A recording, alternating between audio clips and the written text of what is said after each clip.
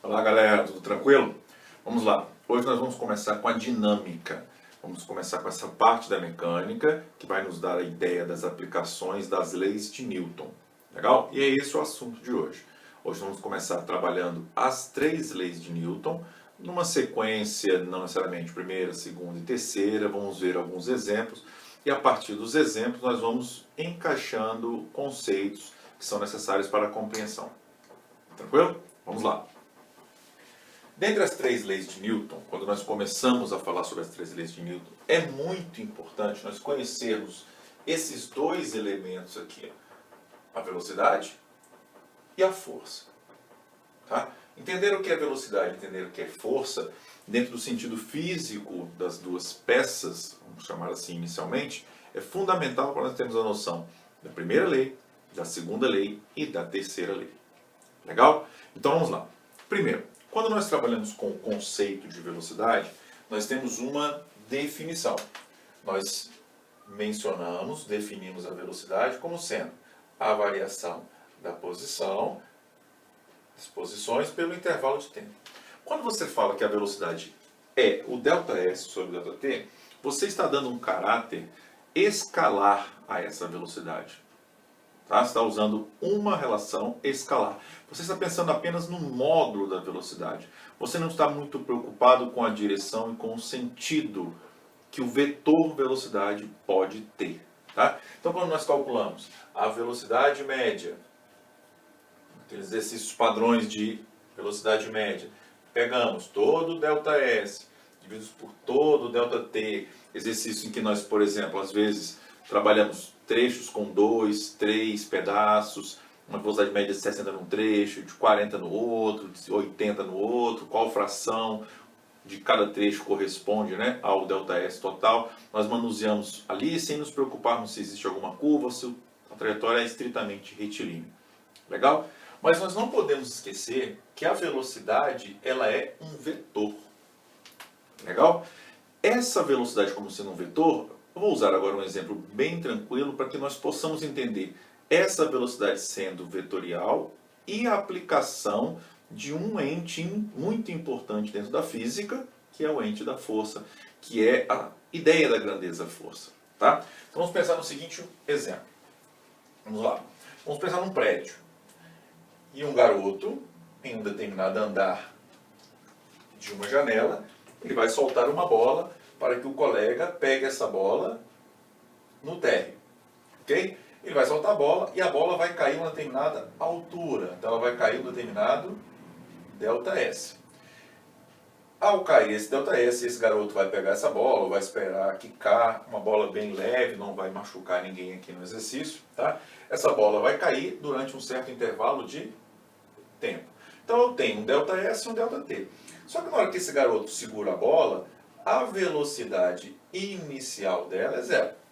Quando ele solta, essa bola começa a cair cada vez mais rápido para baixo. Tá? Então o nosso vetor ali aponta para baixo. Tranquilo? Por que essa bola cai cada vez mais rápido para baixo? A nossa intuição nos diz que existe alguma coisa que puxa essa bola para baixo. Essa coisa que puxa essa bola para baixo é um vetor que simboliza uma grandeza chamado de força-peso ou força gravitacional. Então essa força faz com que a velocidade aumente. Como a força está para baixo e a velocidade está para baixo, os 2 vetores apontam no mesmo sentido. Muitas vezes, por conta disso, nós não nos preocupamos tanto em relacionar essa força com essa velocidade. Esse vetor força com esse vetor velocidade. Legal? Mas essa força para nós, essa grandeza física, vai nos dar a noção, inicialmente, de como que essa velocidade vai aumentando de acordo com o tempo. Legal? Lógico que nós já caracterizamos isso escalarmente usando o conceito de aceleração. Mas eu quero que você entenda que essa força atuando vai ser o elemento físico, o ente físico, que vai agora me dar uma noção sobre a variação das posições em função do tempo, caracterizando a ideia da minha velocidade. Legal? Então, se eu pego aquela bola e solto e não existe esse vetor força para baixo, aquela minha bola não iria aumentar a minha velocidade para baixo naquele mesmo sentido. Então, teoricamente, num exemplo bem esquisitão, a bola ficaria parada na posição onde eu soltasse. Então, essa força gravitacional faz com que essa velocidade comece a aumentar em módulo nesse meu primeiro exemplo. Vamos no outro exemplo. Ó. Imagina a seguinte situação. Eu estou aqui, imagine que você está num helicóptero, olhando de cima uma curva numa estrada. E que um determinado veículo, simbolizado aqui pela essa bolinha, entra nessa curva com uma velocidade v qualquer. Ok? Quando esse veículo entra na curva, vamos supor que essa velocidade seja 60 km por hora. E você está no helicóptero, olhando de cima, se comunicando com esse rapaz aqui dirigindo. Ele fala, ó, vou fazer a curva inteira, toda a extensão da curva, olhando para o meu velocímetro e mantendo 60 km por hora. Então, logo esse rapaz vai passar por esse ponto, logo esse rapaz vai passar por esse ponto. Quando ele passar por esse ponto, ele, ao fazer a curva, ele está mudando a direção e o sentido do movimento dele. Ele vai fazer a curva o tempo todo com uma determinada velocidade constante em módulo. Você vai fazer a curva com 60, 60, 60, 60, 60, 60. Ok? Se ele faz a curva com 60, 60, 60, 60, a primeira ideia que vem é que a velocidade não está mudando. A velocidade não está variando. Isso é errado. Por quê? O que acontece aqui é uma manutenção do valor, do módulo da velocidade. Mas a minha velocidade está mudando o tempo todo em direção e sentido, haja visto que a curva está sendo feita. Vamos pensar na parte prática.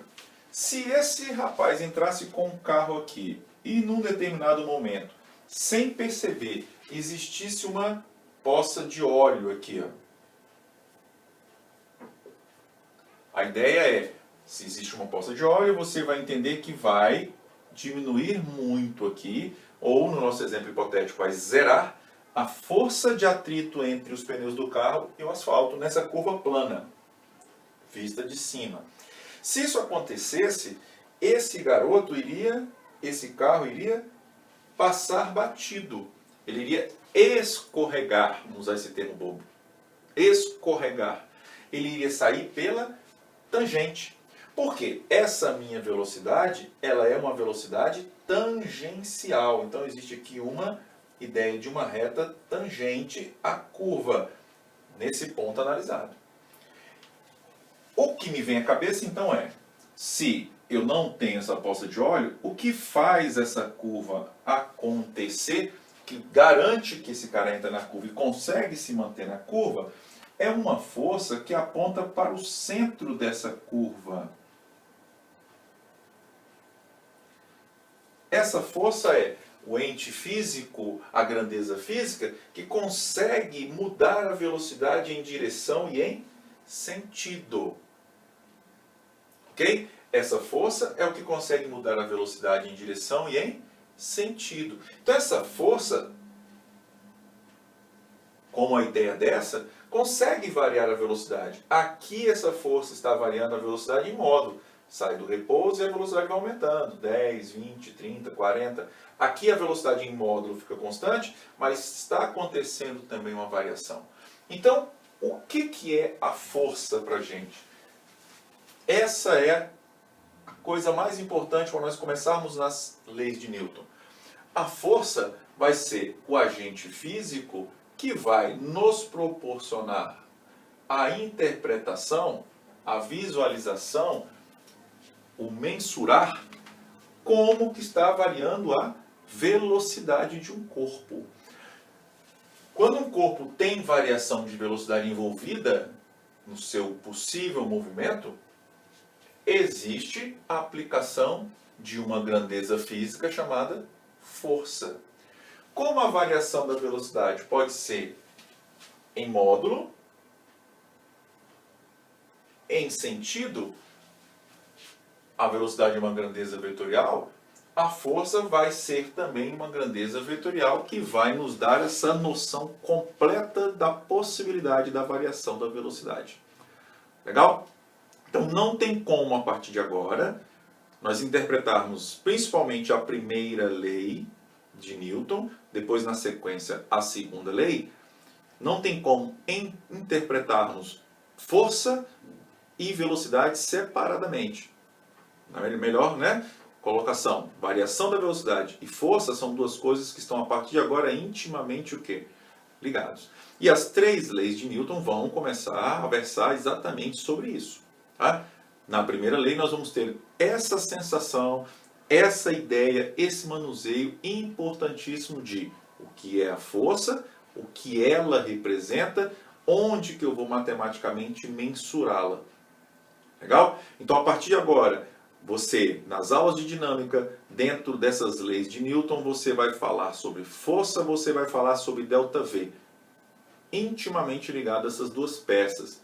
Sem esquecer que você já viu lá atrás que a velocidade é vetorial, então a variação da velocidade pode ser trabalhada em módulo, direção e sentido. Então a minha força vai se responsabilizar por qualquer tipo de variação dessa minha grandeza. Seja em módulo, apenas em módulo, seja apenas em direção e sentido, ou seja no conjunto geral. Então eu posso ter um movimento retilíneo uniformemente variado, onde o módulo da velocidade está mudando, mas a direção e sentido não, por ele ser retilíneo, aplicando uma força.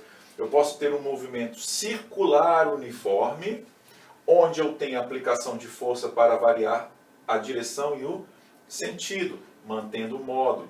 E eu posso também ter um movimento circular uniformemente variado. Imagine que esse cara entrou na curva 60 e fez a curva pisando no acelerador. 60, 70, 80, 90 e 100. Ele aumentou tanto o módulo quanto a direção e o sentido, e eu tenho que encaminhar a força para a minha explicação. Ok? Então nós vamos trabalhar agora exercícios envolvendo a primeira lei, a segunda lei e a terceira lei. Legal? Essa é a ideia básica das leis de Newton. Primeiro, ΔV, identificado, módulo, direção, sentido, força responsável por essa variação, seja em módulo sozinho, seja em direção e sentido sozinho, ou seja, no âmbito geral disso. E aí, cuidado, entra uma coisa que normalmente belisca um pouco o calcanhar dos alunos, que é a ideia do vetor. Precisamos representar esses vetores, tá? Tanto na primeira lei, quanto na segunda lei, quanto na terceira lei. Os exercícios vão caminhando para tomar um corpo cada vez maior, quando se fala em termos de dificuldade e de resolução. Legal? Então agora nós vamos enunciar a primeira lei, a segunda lei e a terceira lei. Dentro do enunciado, alguns modelos de exemplos, e aí vamos caminhando já para os exercícios. Vamos lá. A partir dessa introdução, vamos para a primeira lei de Newton. Vamos lá, galera. Vamos trabalhar agora, separadamente, só a primeira lei de Newton. Vamos começar com um exemplo, bem simplificado, depois nós vamos enunciar essa lei com bastante tranquilidade. Tá? Então, a primeira lei de Newton, um exemplo interessante seria o seguinte. Imagina uma superfície plana, uma mesa, um piso plano, onde nós temos uma bola, uma esfera em cima dessa mesa. Ok? Essa bola, no nosso visual, olhando essa bola em cima da mesa, ela está rigorosamente parada em relação a mim, por exemplo, em relação a você sentado aí na sua cadeira. Então, em relação a referenciais inerciais, a bola está parada. Vamos seguir esse modelo. Tá? Essa bola parada indica que ela tem uma velocidade, que eu vou chamar de velocidade inicial igual a zero. Ok? Eu vou pegar o meu cronômetro, ok? Vou acioná-lo e vou esperar um tempo passar. Quando eu espero um determinado intervalo de tempo passar, 1 minuto, 2 minutos, então eu tenho um intervalo de tempo diferente de zero, eu observo que a minha bolinha continua ali no mesmo lugar. Então ela tem uma velocidade final igual a zero. Então não houve aqui uma variação na minha o quê? Velocidade.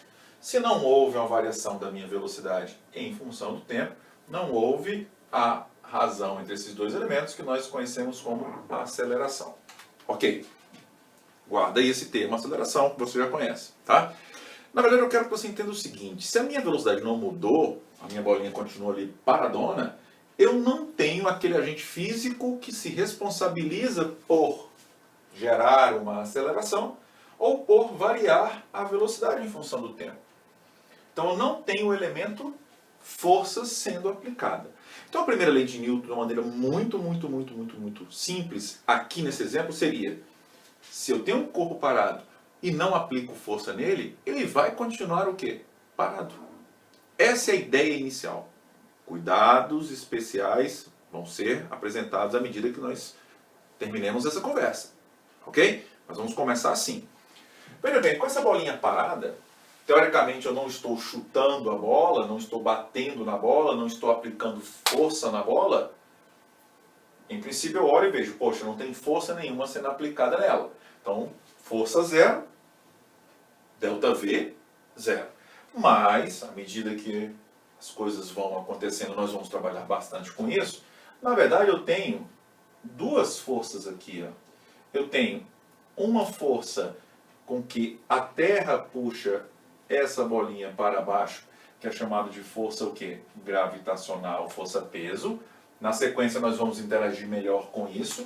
Existe uma outra força que a mesa aplica sobre a bolinha, chamada de força normal. Não precisa esquentar a cabeça agora, daqui a pouco nós vamos entender melhor essas duas. Eu quero que você entenda algo que às vezes gera um pouco de desconforto para os alunos. Vamos lá. Essa bolinha está parada. Existem forças atuando nela, nesse exemplo. Duas forças, que são dois vetores, que têm sentidos opostos, e se os módulos forem idênticos, se eu tiver 1000 para baixo e 1000 para cima, eu tenho uma resultante sobre ela. Essa minha soma vetorial é uma resultante das forças dando quanto? Zero. Ok?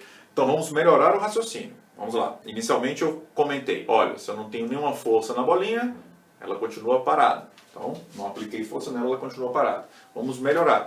Se eu tenho uma esfera, uma bolinha em cima de uma mesa, onde já existem forças sobre elas, mas a resultante dessas que já existem dá zero, e eu não aplico nenhuma outra, se a resultante já é nula, não vai existir variação na velocidade. Então, às vezes você pode pegar um exercício hipotético onde não exista força nenhuma e o corpo está parado, ou ele pode estar parado já com algumas forças existindo, atuando sobre ele, de modo que a soma vetorial dessas forças seja zero.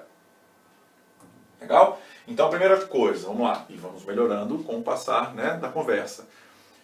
Quando um corpo está parado, a resultante das forças que atuam sobre ele é zero, vetorialmente.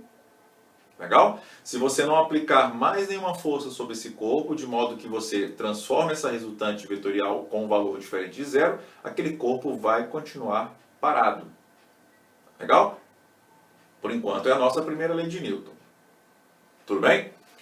Mas nós sabemos que essa força, ela se responsabiliza por uma variação aonde? Na velocidade. Já conversamos sobre isso.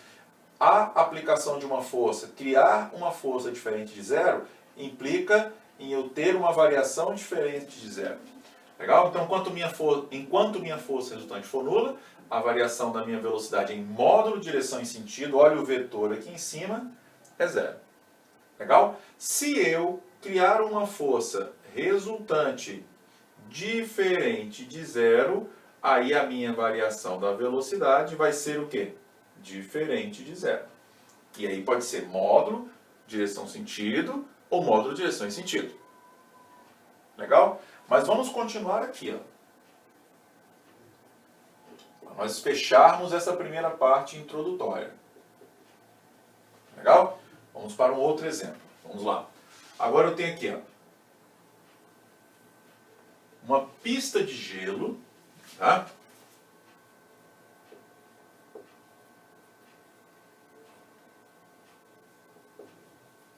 Legal? Onde nós vamos, hipoteticamente, entender que essa pista de gelo com uma esfera, uma bola, tipo uma bola de boliche que eu vou jogar ali em cima, não existe atrito nenhum. Nenhuma força entre as superfícies que possa diminuir a velocidade da bola quando eu jogá-la na pista. Eu vou pegar uma bola de boliche. Vamos lá, essa bola de boliche está na minha mão. E eu vou jogá-la. Enquanto eu arremesso, enquanto a bola está em contato com a minha mão, eu estou aplicando força. Aí a velocidade está aumentando. Saindo do zero, bola parada na minha mão, e eu aumento essa velocidade. Quando a bola abandona a minha mão, então nesse exato ponto aqui, ó, a bola abandonou a minha mão, eu larguei a bola, certo? Vou colocar aqui bola solta. Qual a ideia que nós temos? Quando a bola sair da minha mão, ela não tem mais aquela força propulsora, que é a minha força muscular. Legal? Então a partir daqui a bola vai para frente, com a velocidade que ela saiu da minha mão. Se eu, na hora que eu solto, ela está com uma velocidade de 10 metros por segundo, ela vai seguir com 10 metros por segundo. Se eu disser para você que não existe atrito com a pista de gelo e também não tem nenhuma massa de ar que possa atrapalhar, que eu conseguir realizar esse experimento num ambiente onde existe um meio chamado de vácuo, onde não tenho nenhuma massa gasosa aqui que possa atrapalhar, o que vai acontecer quando a bola sair da minha mão? Ela não vai existir mais força propulsora e também não vai existir em sentido oposto força que atrapalhe. Então a resultante vai ser igual a quanto? Zero. Então essa bola vai seguir para frente com aquela velocidade que ela abandonou minha mão. Não vai existir nenhuma variação de velocidade, nem a favor para o aumento da velocidade em módulo, 10, 20, 30, 40, e não vai existir nenhuma variação de velocidade por conta de forças dissipativas, como a resistência e como o atrito. Então não vai 10, 9, 8. Então essa bola solta numa região evacuada, numa pista de gelo, com força de atrito nula,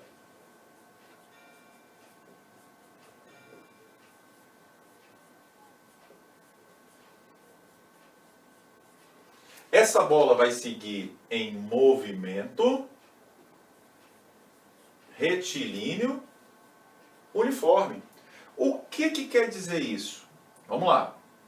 Como o movimento é retilíneo, eu não tenho variação da velocidade em sentido nem direção.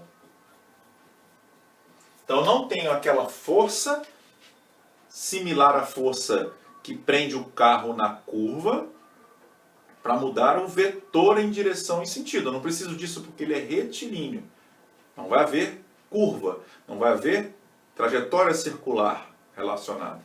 E como o movimento é uniforme, certo? Como o movimento é uniforme, eu não tenho a variação do quê? Do módulo. Então, o que caracteriza o movimento retilíneo uniforme? Que a força resultante sobre ele, vetorialmente falando, é zero. Ou seja, parece meio esquisito se nós não tomarmos os devidos cuidados. Mas existe um movimento que é usado o mesmo raciocínio para quando o corpo está em repouso, em relação ao referencial inicial, quando nós aplicamos a primeira lei de Newton. Então a primeira lei de Newton fala o seguinte, olha, na ausência de força resultante, quando a força resultante sobre um corpo é nula, esse corpo ele pode estar parado, em repouso, em relação ao referencial inicial, ou ele pode estar em movimento retilíneo uniforme. Esses são os dois casos em que um corpo atua sujeito a uma força resultante nula. E Newton fala o seguinte, quando o corpo estiver em MRU ou estiver em repouso, ele tende a continuar em MRU, ele tende a continuar em repouso, porque a força resultante sobre ele é igual a zero, vetorialmente falando. Então nós dizemos que esse corpo está agindo por inércia. Essa então é a primeira lei de Newton ou lei da inércia. Legal? Na ausência de uma força resultante, com a força resultante vetorialmente sendo zero atuando em um corpo, o corpo age por inércia, ele se mantém em equilíbrio. Olha que legal. Ele se mantém em equilíbrio. Aí nós começamos a introduzir o conceito dos dois nomes para o equilíbrio. Ou ele está em equilíbrio estático, ou ele está em equilíbrio dinâmico. E aí um cuidado muitíssimo especial. Quando você escuta a palavra equilíbrio, a sensação que dá é que o equilíbrio está associado apenas a um corpo parado. Então existe uma situação de equilíbrio para o corpo em movimento. Então um corpo em movimento pode ser considerado um corpo em equilíbrio? Sim, desde que ele esteja em movimento retilíneo uniforme, onde a força resultante sobre ele é zero. Então a condição para o equilíbrio é que a força resultante vetorialmente, conversando, lógico, o tempo todo sobre isso até a gente pegar o jeito, tá? Tem que ser zero. Então essa é a primeira lei de Newton. Ok? Vamos para os exercícios, galera.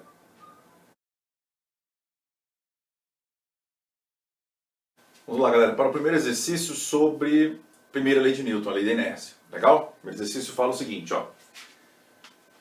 A análise sequencial da tirinha, e especialmente a do quadro final, nos dá a percepção do que, nos leva a entender o que. Vamos lá. Nessa tirinha, nesse quadro, o que acontece? Qual é o desenho? O primeiro desenho, uma zebra, toda listradinha, vem com uma determinada velocidade. Vai especificar se é um movimento retilíneo uniforme, não tem necessidade. Ela vê um barranco, vê um abismo e freia. Usando as suas patas, tocando o chão, usando a teta, ela freia. No último quadrinho, o que aparece depois que ela conseguiu o processo de frenagem? As listras delas foram acumuladas próximo ao seu pescoço. Legal? Essa ideia é exatamente essa.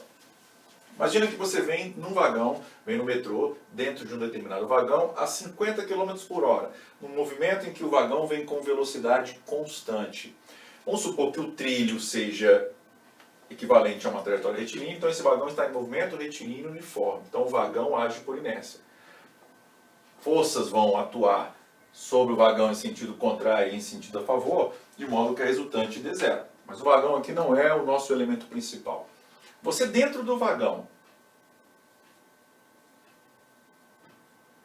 tranquilão, lá dentro, você está junto com ele, vou chamar de velocidade da pessoa, é exatamente igual à velocidade do vagão. E essa velocidade da pessoa é para, no meu desenho aqui, à direita, junto com a velocidade do vagão. Então, a velocidade da pessoa, vou chamar de VP. Quando o vagão frear bruscamente, vamos supor que o cara veja alguma coisa que vai atrapalhar o movimento, tenha que pisar no freio bruscamente, o que vai acontecer se você não se segurar? Você, não se segurando, deixando com que a resultante sobre o seu corpo, sendo das forças vetorialmente seja zero, você vai continuar com a mesma velocidade em módulo 50, mesma direção e mesmo que sentido. Então, em relação ao vagão, você vai para frente. Ok? Então você se segura para alterar essa força resultante, transformá-la numa força resultante diferente de zero, para você diminuir a sua velocidade junto com o vagão e não agir por inércia.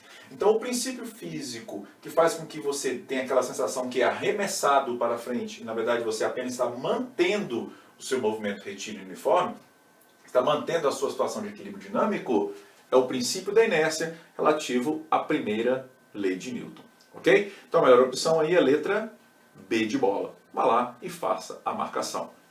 Vamos para o próximo. Vamos lá, galera, para mais uma questão da primeira lei de Newton, né? Sobre a primeira lei de Newton. Vamos ler. Um rapaz está em repouso na carroceria de um caminhão que desenvolve velocidade de 30 metros por segundo. Enquanto o caminhão se move para frente, o rapaz lança verticalmente para cima uma bola de ferro de 0,10 kg. Ela leva 1 segundo para subir e outro para voltar. Desprezando a resistência do ar, que é uma força que pode atrapalhar, que pode fazer com que a resultante não venha a ser zero. Legal?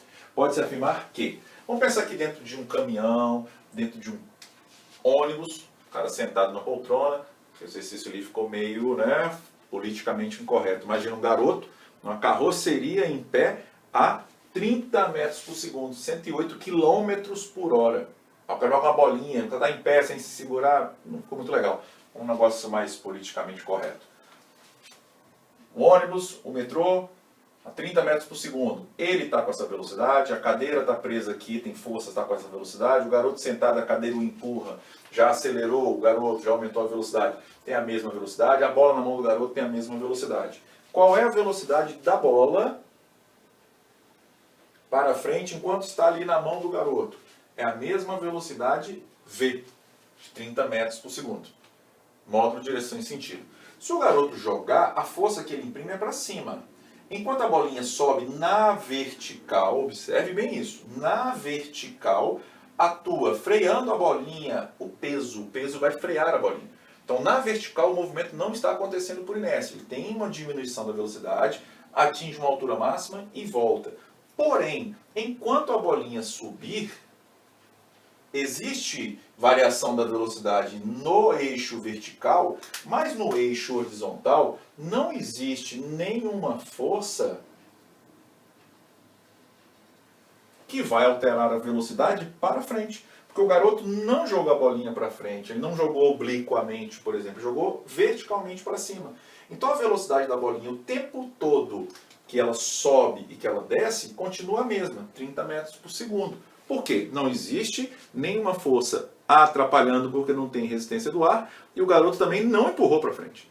Então, na horizontal, vamos escrever isso aqui com bastante ênfase, no movimento horizontal da bola, a força resultante somada vetorialmente é igual a quanto? Zero. Então, o movimento para frente se dá por inércia, ela continua o tempo todo com 30 metros por segundo. Então, o tempo que demorar, demorou quanto? 1 segundo para subir, 1 segundo para descer. Depois de 2 segundos, ela já andou 60 metros para frente. Só que andou para frente também o caminhão, o ônibus, o garoto, a cadeira, todo mundo com a mesma velocidade. Então essa bolinha vai subir, descer e cair novamente na mão do garoto. Legal? Então existem dois movimentos que você a partir de agora já pode começar a separar. Tá? Para começar a compreender melhor. Existe separadamente, se você quiser interpretar um movimento de subida, frenagem, força resultante diferente de zero? Sim, é o peso freando. E o mesmo peso trazendo de volta, simetricamente no mesmo tempo de ida e de volta. Agora, para frente na horizontal, o movimento tem força resultante nula. Ele acontece obedecendo a primeira lei de Newton. Então volta exatamente para onde? Para a mão do rapaz, letra E. Vamos para a próxima questão, galera.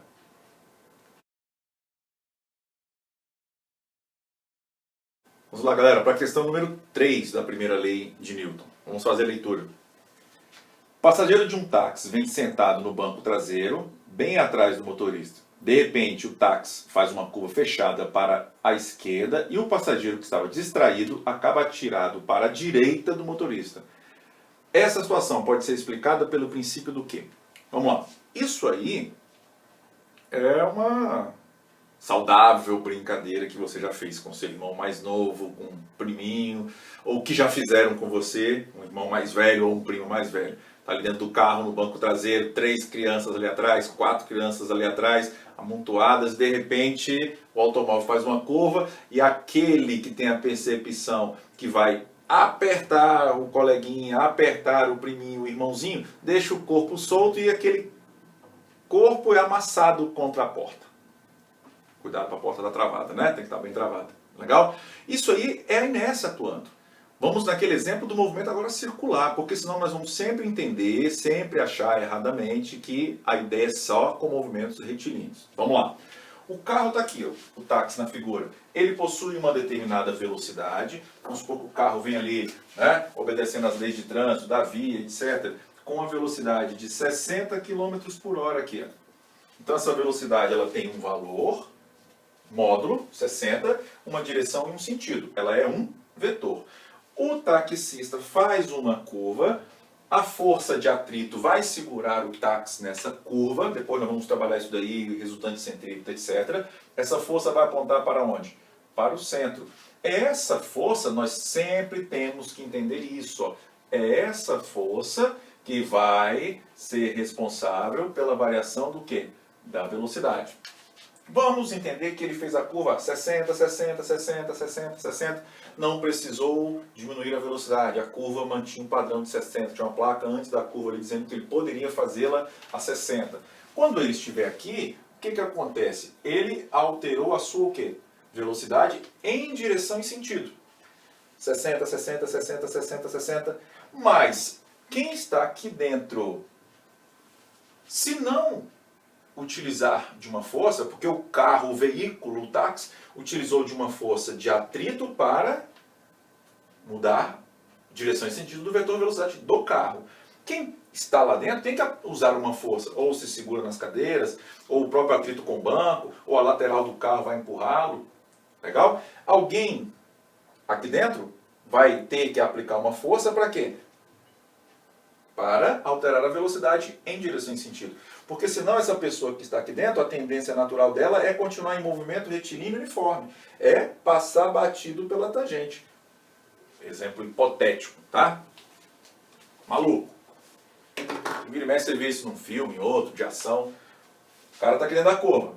O passageiro, certo? O cara faz a curva, a porta dele aqui se abre. Ele sai pela tangente, ele cai do carro. Ok? Para isso ele se segura, bota o cinto. Ou se a velocidade é pequena e o movimento não é tão brusco, ele nem percebe essa força atuando.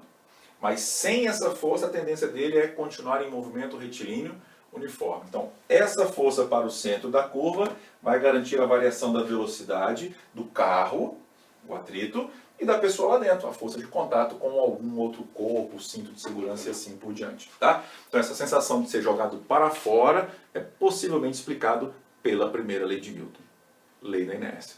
Ok, galera? Outro exemplo muito importante.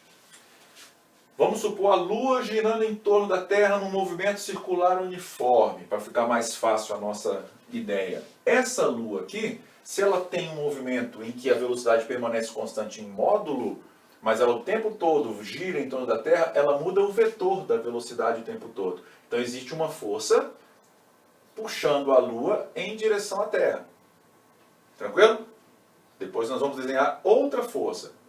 Terra-Lua, Lua-Terra. Segura um pouquinho aí.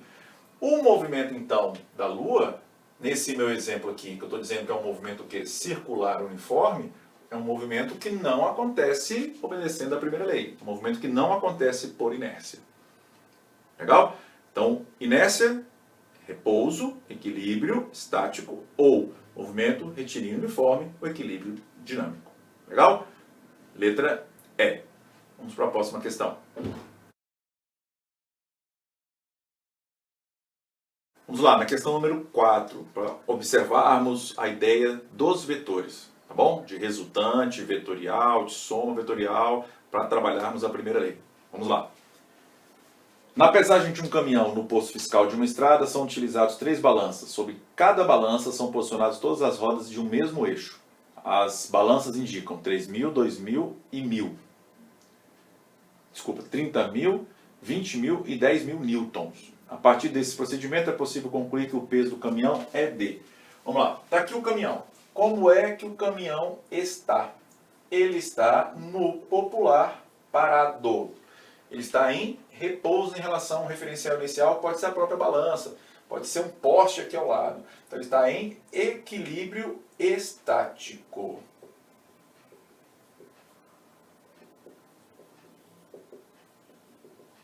Legal? Ele está no nosso bom e velho repouso. Se ele está parado, em equilíbrio estático, em repouso, ele obedece à primeira lei do nosso bom e velho Isaac Newton. Legal? E o que diz a primeira lei? Em equilíbrio estático, equilíbrio dinâmico, em repouso ou em MRU, somatório das forças que atuam no corpo, vetorialmente falando, é igual a quanto? 0. No exercício, ele coloca quais são as forças medidas. Quais são as forças medidas aqui? 30 mil. Qual a força medida nessa segunda roda? 20 mil. E aqui? 10 mil. Ok? Por enquanto, nós não vamos ainda ponderar os vetores peso, normal. Nós vamos deixar isso para a terceira lei de Newton, para poder exemplificar direitinho quem é cada ação e cada reação de cada vetor desenhado. Tá? Mas eu quero que você entenda, se existe um somatório de 3 forças aqui, que possivelmente podem ser para cima ou para baixo, não me importa ainda, eu tenho 30 mil mais 20 mil mais 10 mil, eu tenho uma força de 60 mil. Legal? Newtons. O que vai equilibrar uma força de 60 mil, por exemplo, se ela for para baixo, para que a minha resultante dê zero? Uma outra força de 60 mil para onde? Para cima. Então, se eu tiver um somatório de 60 mil para baixo, eu vou ter que ter um outro somatório de quanto? 60 mil para cima. Legal? Depois vamos ver com calma. Se esses elementos aqui somados, 60 mil, se eles simbolizam a ideia do peso, eu vou apontar num sentido, ou seja, se isso me dissesse que eles simbolizam o que a balança marca, que é, depois vamos ver com calma, uma força normal, eu também trabalharia um sentido para essa normal. O que me interessa é, se esse cara está parado, em equilíbrio estático, em repouso, ele tem que obedecer isso aqui. Ó. Então, se eu tenho um somatório, pode até usar essa simbologia, se eu tenho um somatório de forças, dando quanto? 60 mil, apontando num certo sentido, o outro somatório de forças também tem que dar 60 mil, o que é a marcação da sua resposta. Legal? Ok, galera? Vamos para a próxima.